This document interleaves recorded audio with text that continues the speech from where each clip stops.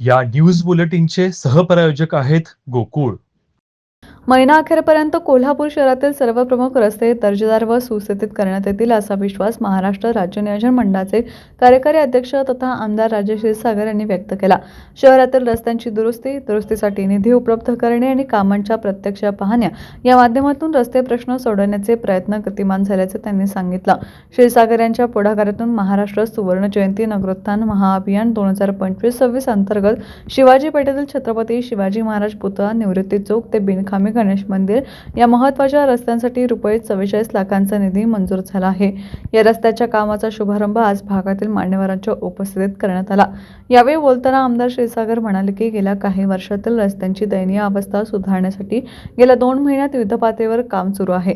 काँग्रेसच्या काळात बंद पडलेला महापालिकेचा डांबरी प्रकल्प पुन्हा सुरू करून पूर्ण क्षमतेने कार्यान्वित करण्यात आला आहे. त्यामुळे शहरातील अनेक रस्त्यांची गुणवत्ता लक्षणीयरित्या सुधारली असून पुढील काही दिवसात अधिक परिणाम दिसून येतील. नागरिकांच्या दैनंदिन प्रवासासाठी आणि शहराच्या प्रतिमेसाठी चांगले रस्ते आवश्यक आहेत. विविध योजनांतून निधी उपलब्ध करून शहरात दर्जेदार रस्ते उभारण्यास आम्ही कटिबद्ध आहोत, असंही त्यांनी नमूद केलं.